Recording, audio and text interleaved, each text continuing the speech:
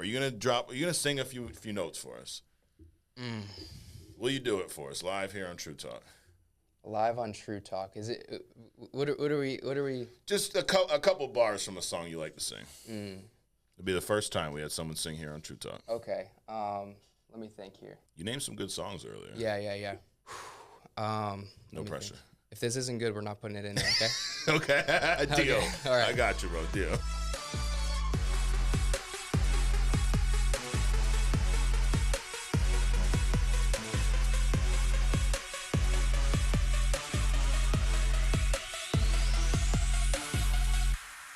All right, welcome to True Talk. Got my man Thomas McBride with us today. How we doing, Thomas? Great. Thank you for having me. Awesome, dude. Thanks for coming up. On short notice, too. We Yes. called you like yesterday, and you flew up here last night. So, and your flight was delayed? It was delayed, What yes. time did you get in? Got in like 3 a.m. Oh, this that's morning. fun. Yeah. And you're here bright and early, ready to go. Yeah. Ready to go. I'm not a morning person usually, but today I am. Yeah. Got it. Today Now, I am. you're originally from this area up in Connecticut? Yep. Waterford. Waterford? Yeah. Got it. You live in Florida now? I live in Florida, yep. What brought you down there? The weather. The weather? Weather, Okay. business, just Yeah. a change. Got it. Pretty much. How? What were you doing before you started working with us? Well, I was making music, and for work, I was delivering pizzas. Okay. I bounced around from job to job. I couldn't keep a job longer than 6 months to a year. Really? Hated being an employee, yeah. What was one of the worst jobs you had? Petco. Oh, God. It was the worst, but it was the best at the same time. They all hated me there Yeah. because I was just, Were you like a groomer? What'd you do there? Nope, I was a reptile guy. Yeah. Okay. I was in the reptile department, so I ended up my parents hated it too because I ended up with like 6 reptiles at the house. My room turned into a Yeah. museum. Oh, so you just bring all the stuff home? Yeah. They would give me like if somebody brought an animal back, they Yeah. would just anybody want it basically. Wow. So yeah. Were you like big into reptiles as a kid, or how'd you get the Petco job as a reptile guy? I have no idea, honestly. I was just looking for it was very close to my house, so it was easy to get there. Yeah. It's just kind of a placeholder job. Okay. Just something to. What was your favorite reptile you brought home?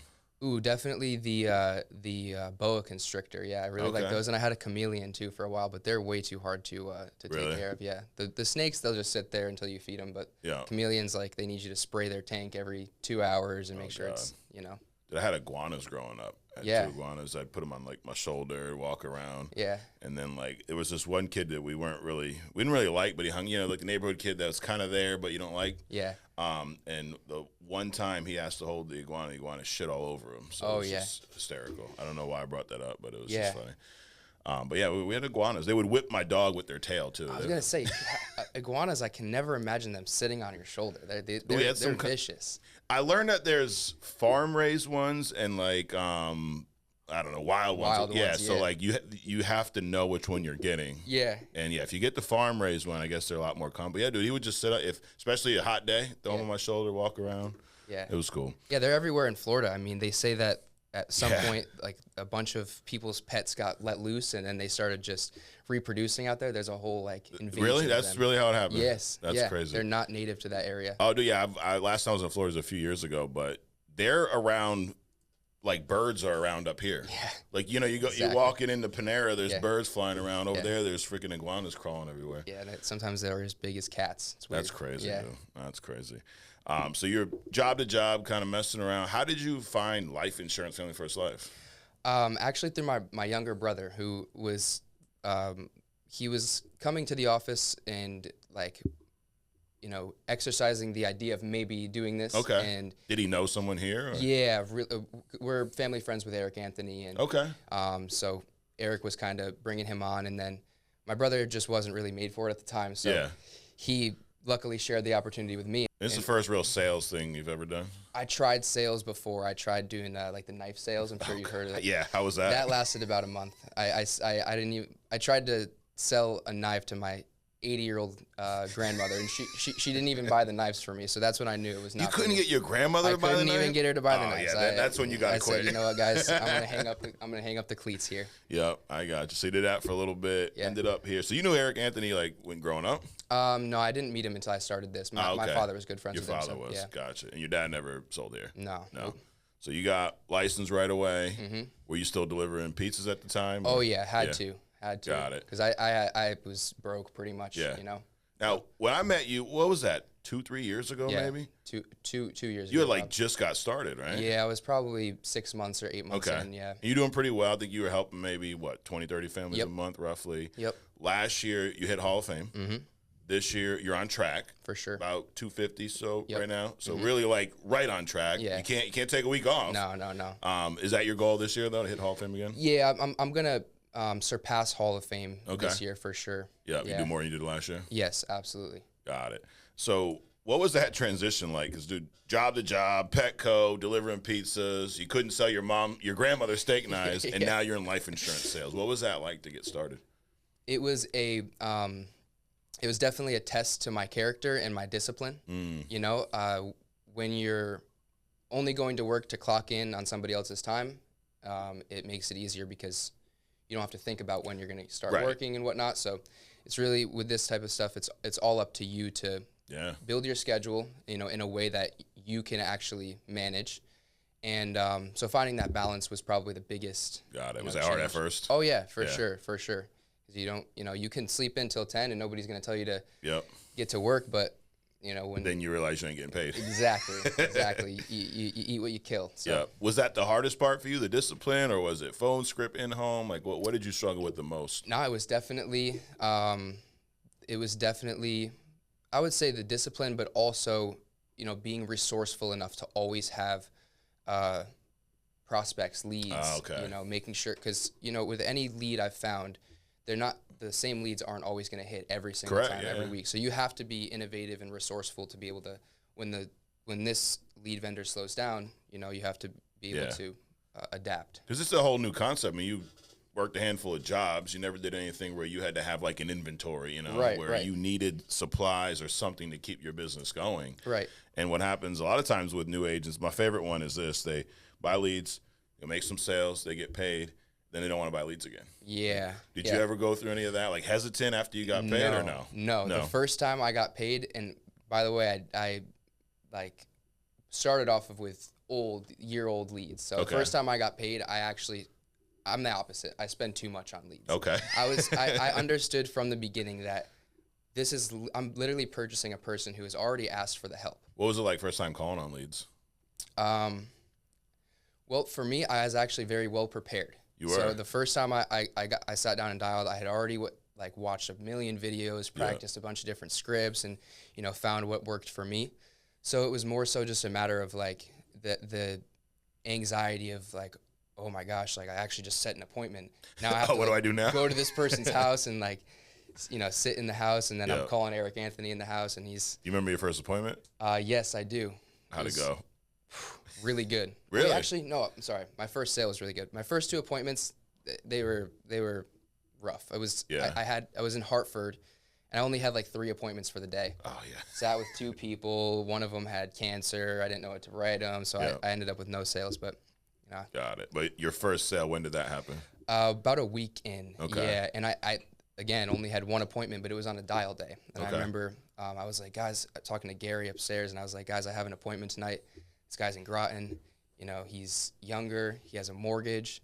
Gary's like, CBO. So I go there, and the only thing on my mind is CBO. Ended up, you know, helping him with a cashback option policy. You know, great payout and whatnot. So yeah, that started my business off with a. Now, when we met a couple years ago, you had kind of looked at this as like almost just like a side deal, hustle, right? Because you were still pursuing music. I mean, you still are. But at that point, you're like, music is my main focus. Yeah. And I just want to make some extra money here, right? Right. How that's kind of shifted a little bit, right? Exactly, yeah. How long did it take for that to kind of change, and what's your mentality now? Well, my mentality now is very similar, but it's just with a lot more responsibilities now. You know, I was living with my parents at the time, so I didn't have to worry about paying bills or you know, or paying rent at least. Okay. And you know, living on my own. And now I take more of a responsibility as a man to not only fend for myself and be able to pay for my own food, but be able to have, you know, extra money and extra resources that I can use to elevate not only my own position, but the people who I love. And, you know, so that responsibility has made me take more of a focus into building a business and you know, creating financial stability. Yeah. Got it. Still pursuing singing. Yes. When did that become your passion? How young were you when you discovered that you could sing? Well, I actually started out rapping in high school. Okay. Yeah, I was into hip hop and rapping and stuff. And then as I, grew in that, which really helped me find my creativity and my passion for it. And then I realized, I feel like when I listen to, more singing music, I feel more like it aligns with me. So, and then I started singing and had some singing lessons, and I was like, wow, I can actually do this. So got it. I feel like I can speak more of my own heart through singing. Got it. Got it. So how long have you been singing now total? Probably about 5 years. Yeah. Yeah. Cool. You perform anywhere? A little bit. I'll do like open mics or karaoke. Nice. But I'm not no like gigs or shows right now. It was at a Hard Rock, the restaurant, 6 months ago, and there was a guy singing there, and my kids were hanging out, and we're like, oh, let's go request some songs, and I don't know like genre, like what's cool to this guy or not, so I'm like, hey man, I love the song Mr. Jones by Counting Crows, right? A little before your time, right? And dude, I asked him like, can you sing this? Dude, he looked at me like I asked him to sing Spice Girl. He's like, oh, bro, I don't do any Counting Crows. Oh, my gosh. It's like, all right, man. I just went back to see, like, do whatever. But I don't know why I should, but it was just, you do any Counting Crows? No. No? Okay. No. Would you sing for us today? Is there one song? What's your go-to if I was like, dude, we want to hear you sing? Ooh, that's a good one. I really like Just the Two of Us by Bill Withers. Okay. Or I also like Sitting on the Dock of the Bay. All right. Yeah. Would you do a couple bars for us here? Maybe towards the end. Maybe, I'll actually get at the end. Yeah. I mean, the people, they want to hear it. I know. I can't tell them you're a singer. We don't sing, So, selling for 2 years. Yeah. You've met tons of clients, right? You started off in-home. Mm-hmm. Are you telesales virtual now? All telesales now, yeah. I do miss the in-home. Do you? Love it. Yeah, I love the driving time. Yeah. Time to sit in the car, listen to podcasts, sing. And, but, obviously telesales is just way more productive. Right. Yeah. Absolutely. You've had death claims? Yes. Is there one that stands out as like this one was impacting me the most? Was it the first one? I think that there's been, 3 death claims. Okay. And they were all very impactful. And I don't think that there was one that really stood out too much. But honestly, all of them, when I'm able to get a call from the person's family, that means that I did my job in, making them put the policy in a safe spot, talk to the right people. Right. They know who to call when it happens. So it was just kind of a way to measure, am I actually doing what I set out to do, which is help these people get paid when their loved ones pass. And so every time it happens, I'm just, reminded that this is real. This is why I do this. It's not just for me or for money. So. Right.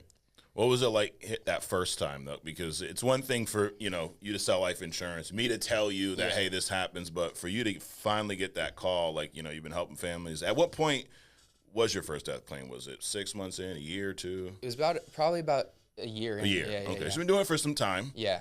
And then you get this call out of the blue. Did they call you, email, or how did you find out? Actually, I was texted by the client's family, and they texted me. They said that his name was Richard. He had passed, and I had no idea what to do. So I started calling all my people. I'm like, who do I call? What do I do? They're just like, you got to call the company. Tell them what happened. Obviously, pass over the death certificates and whatnot, and the families end up getting paid. So and they're always very thankful. It's very sad, obviously, because you were sitting with somebody a month or two ago, and now they're not here anymore. So. And did you remember that client? And that appointment? Yeah. Oh yeah.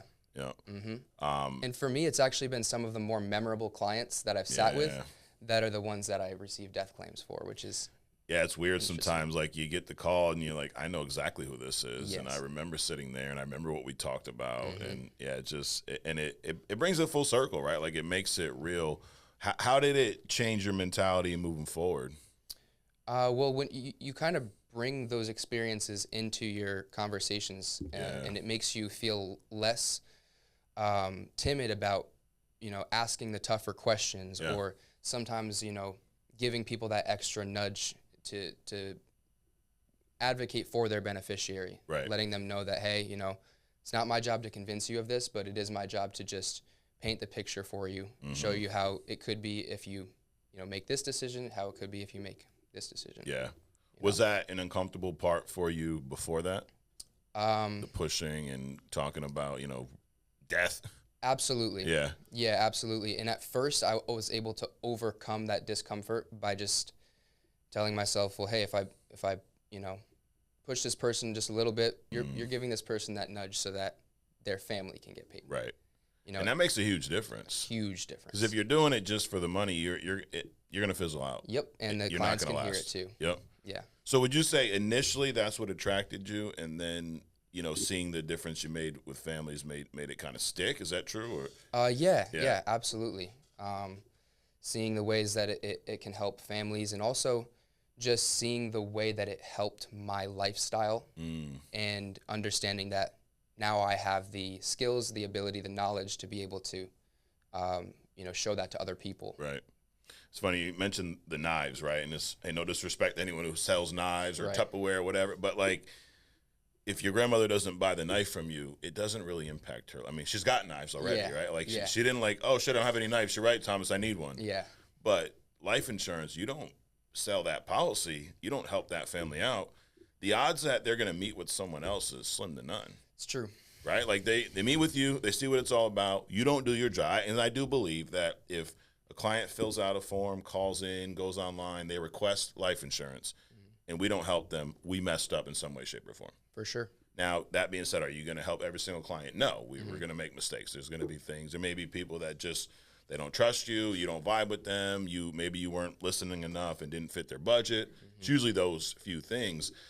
But it's you make such a big difference when you do make that sale versus a knife or a piece of Tupperware or this vacuum cleaner. Like, dude, you're selling a vacuum cleaner to someone who has a vacuum cleaner. It's just a slightly better, more expensive Yeah. This is something where when you do your job, you are impacting that family for generations.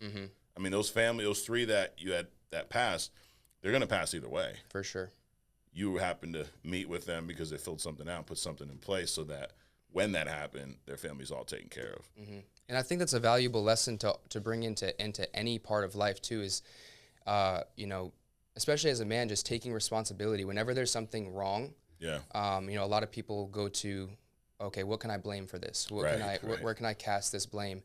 And one thing that this business has helped me be able to see clearly is that the more responsibility you take on yourself, the more you feel in control of your outcome and your situation. Right. And so just helps you be more of an effective person. Absolutely. Yeah, if it's on you, you can fix it. Exactly. If I'm blaming you for the things I messed up, how am I ever going to get better at fix? If you can control it, fix it. If you can't control it, it's nothing to worry about.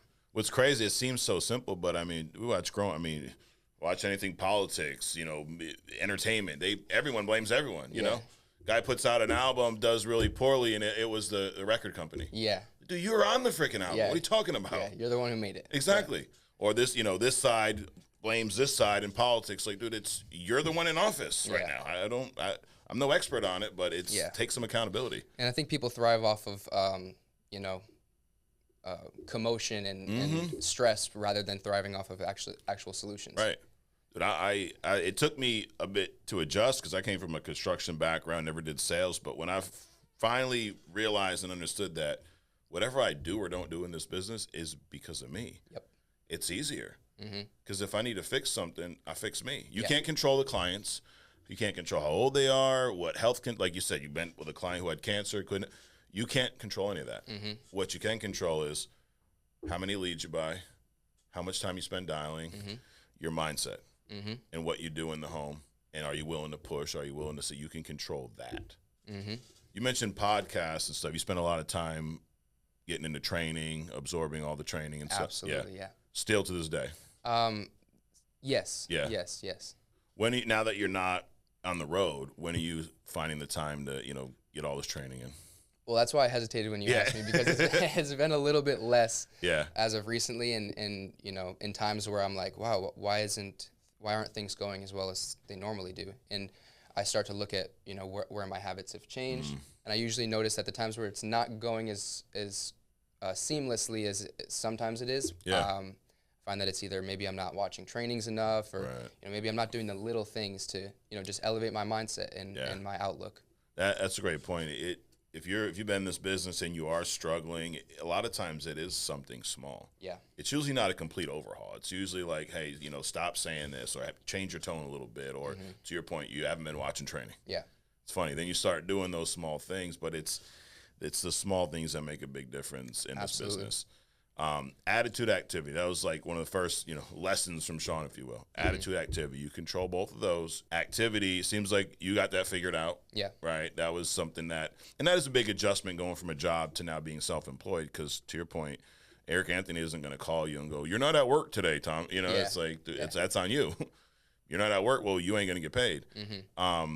What do you do to maintain your attitude based off of a lot of things you say? Sounds like you do a lot of self-reflection. Absolutely. Are you doing any type of meditation? What do you do to make sure your mind's right before you get on the phone? Yeah, that's like my my whole thing is the meditation, or even just meditation for me doesn't have to be like sitting crisscross applesauce and like eyes in the back of my head and whatnot. Right. But to me, it can be even a walk or just some space for my mind, rather than being on the phone all day trying to figure things out.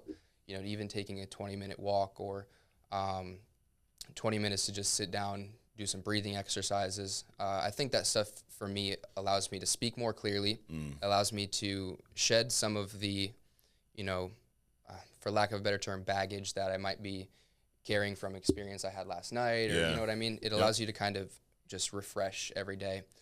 So you're going into these conversations with the clients with a fresh mindset, and allows you to be more trustworthy, especially when you're trying to build that trust over the phone. Yeah, absolutely.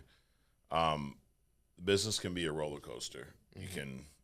Some people ride the highs, some people ride the low. I feel like it's always one or the other, right? Like riding the highs is, hey man, you help 5-10 families in a row, and now you think you're untouchable, and then all of a sudden it goes off course, right? Yeah. And then the other is when, you've had a bad day, and then you live there and it becomes a bad week, bad month.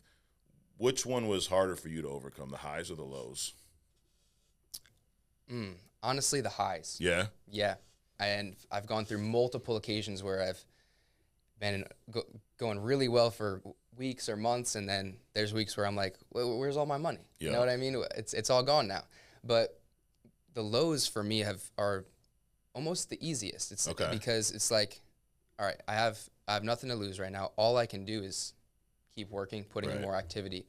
The highs is where I need to really hone in and be able to be like, okay, I'm doing really well right now. How can I capitalize off of this momentum? Yeah. And keep it going to a point where it never really gets too high, never really gets too low. Right. That's the key, is to act like you're here the whole time. Exactly. And it's hard. It's like, when you first get started, a lot of people are in a spot where they need to make money, but you can't carry that attitude into the house, onto the phone, because desperation does not work in sales. Exactly. The clients sniff right through it. If you're in there, like they call it commission breath, like they're going to tell. But same thing with, the lows, like when you're down, when you're striking out, if you carry that into your next appointment, clients also going to tell. Yeah. It's, that was, and I don't know how you do this with telesales. One of the benefits I remember about being in the home is, like, if I just left your house and I didn't help your family, I probably have a 20, 30-minute ride to my next appointment. I got some time to decompress, right? Yeah. Doing telesales, how are you doing it then? So you make a few calls. You start off, you have a bad day, right? Your first 3 appointments aren't there. Then you get on the phone with someone, you don't help them. Now it's 2 o'clock in the afternoon, and you're like, I haven't even helped the family yet. But you got to keep going. How are you bouncing back from that? I think it's more about how I set up my days, because if I usually try to have 8 to 10 appointments set, and so if I get through my first 3 and nothing hits, I'm just, well, there's 5 more. Usually the way the numbers work out, I'll at least find 1 or 2, and if I don't find them today, it'll come back around later this week or next week or whatever. You know, so it's not, I never try to base my day or the success of my day just off of like how many sales I got, because I feel like if you get too caught up into that, that's when it's really easy to have your mindset be swayed back and forth. And so what are you basing your success on now? Am I growing as a person? Am I growing my character? Am I becoming stronger mentally? Am I becoming more what's the word? I'll come back to it. Am I communicating clearly to people? Yeah. And am I including more people into what I'm doing? Am I teaching more people? Am I not only just keeping all the knowledge I have to myself, but am I spreading the knowledge? Right. You know? It's funny. A lot of what separates like people that do well here and don't is just perspective. Yeah. Because you could look at where you are and you could go, I should be so much further ahead. I should be selling this. I should have a team. I should blah, blah. You could also look at it and go, dude, I'm so much further ahead than when I was 2 years ago. Yeah. And both things can be true. Mm-hmm. It is just a matter of what story are you telling yourself. Yep. So the voice you listen to the most is your own. Exactly. How are you big on self-talk? Yes, and that is, I think, what builds mindset. Mm-hmm. And I mean, a lot of people don't even know that in their mind, like 90% of their thoughts are telling them limiting stories, things that are just keeping you, you know, at a base level. And for me, it's all about vibration. Like if your vibration is high, those negative thoughts don't even have like any effect on you. But you know, if you're feeling sick one day, or if you've eaten too much garbage food, I feel like for me it's way easier to get caught up in those negative loops. Absolutely. You know, so I try. It's a full spectrum type of thing. You have to, you know, keep your health right, your mindset right, your body. You know, everything's got to be kind of cohesive in order for everything to work. Right.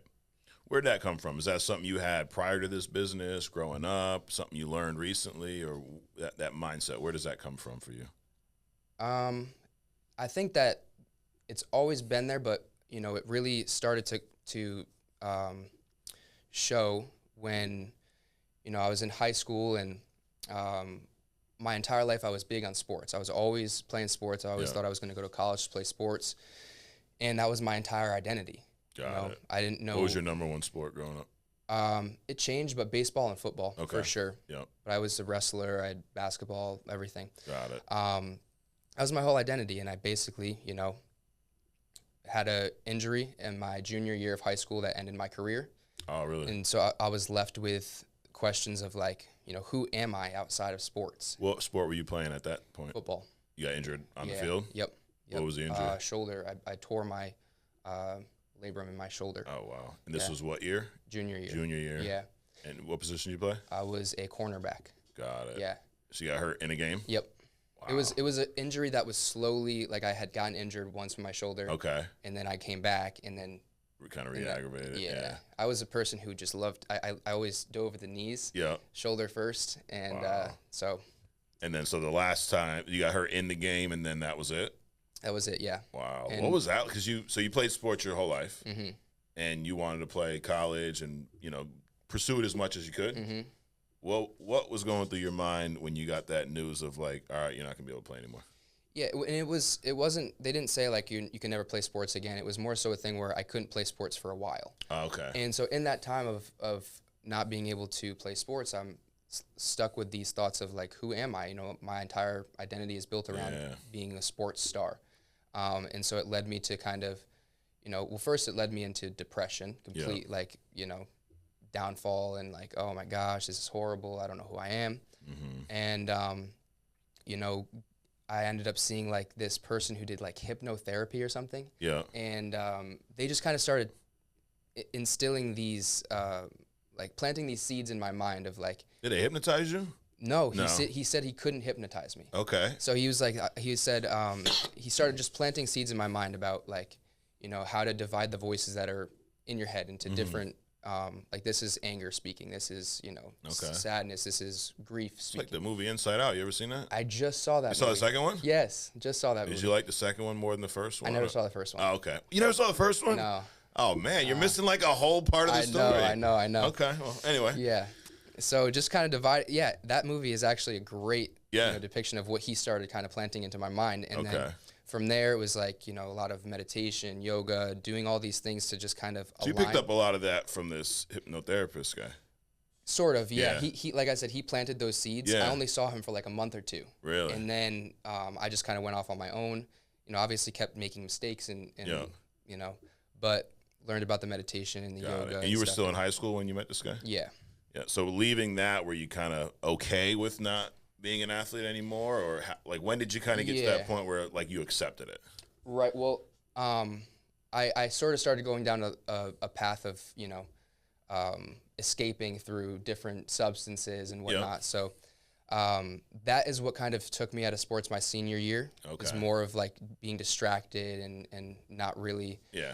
Because looking for a way to cope. Exactly. After the injury, it was just like I kind of just fell off. Yeah, yeah. And so then since then, it's just been a process of like building my character back up. And that's, I think, where the stronger mindset came from. Because it's like, if you don't take care of your heart, your mind, your spirit, nobody's going to do that for you. Right. It's your responsibility. Absolutely. And if you're showing up and you're all out of sorts, you're the only one that is to blame. Yep.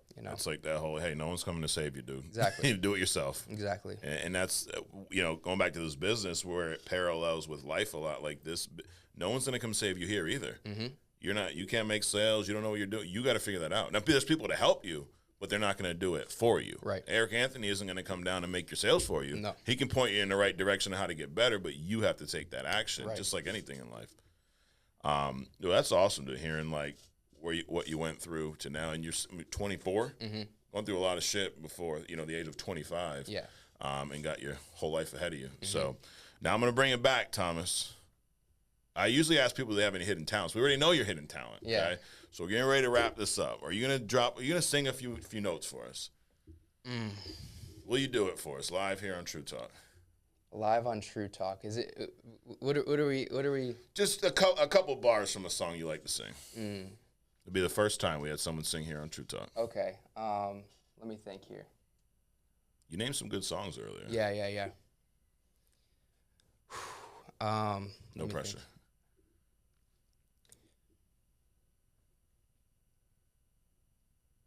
If this isn't good, we're not putting it in there, okay? Okay. Deal. Okay. All right. I got you, bro. Deal. Sitting in the morning sun, I'll be sitting when the evening comes, watching the ships roll in, and then I watch them roll away again. Oh, I'm just sitting on the dock of the bay, watching the tides roll away. Ooh, I'm just sitting on the dock of the bay, wasting time. It's good, dude. Thank you. That was awesome. Appreciate it. It's the best thing we ever had on True Talk. Oh, let's go. It's crazy. Last night I was thinking, I was like, they're going to ask me to sing on True Talk. I know it. I just know it. Yep, you knew it. I knew it. I said it to Naomi yesterday. I'm like, I'm going to get Thomas to sing this time. I'm mentally prepared for it. Good. So. That was good stuff, Good. dude. Thank you, bro. Yeah, awesome. Not used to singing just dry with no I know. no beat or anything, Hey, you got to get uncomfortable. Got to. Yeah, Got to. that was good stuff. So I do normally ask like any hidden talents, but we knew yours. Yeah. We'll wrap with a couple fun questions, Thomas. Cool. So you're obviously a music guy. Yeah. Right? Do you have a favorite album of all time? Favorite album of all time? I would have to say A$AP Rocky, Long Live A$AP. Really? Yeah, really like that project. Yep. Of all time? Yeah. Wow, okay. That's the first one that came to mind. Yeah, cool. Like a little A$AP Rocky. Yeah. Movie guy? Movie guy, not particularly. No? Books? No, but we've been watching the Marvel movies a lot. Oh, yeah? So, You got a favorite one yet so far? Thor, for sure. Really? Which Thor? The first one. Okay. Yeah. All right. He's actually, we started Captain America last night, and that was okay. I like Captain America. His story, how he before he was just this little skinny guy, right? But he had that character in him, so that when he did receive his powers, all of his powers were being, going absolutely. To good. So. Wow, look at that. Well, hey, you got like 30-something films to watch, so you'll be busy for a while. For sure. So last question. On that note, if you could be any fictional character in history, who would it be and why? Ooh, any fictional character. I'm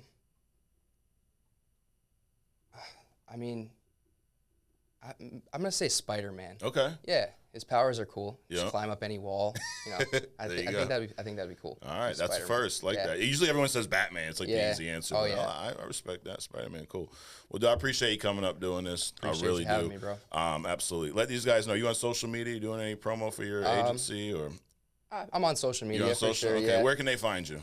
Thomas John, but instead of O's, it's X's. So THXMASJXHN. Got it. Yeah. All right. On everything. On everything, Thomas. Or maybe they just want to hear you sing more. Yeah. There you go. Well, I appreciate you doing this. Thank Good you, brother. stuff. Guys, thanks for watching. Hit the subscribe button if you're not already. And you know where to find us every week right here on True Talk. We'll see you next week.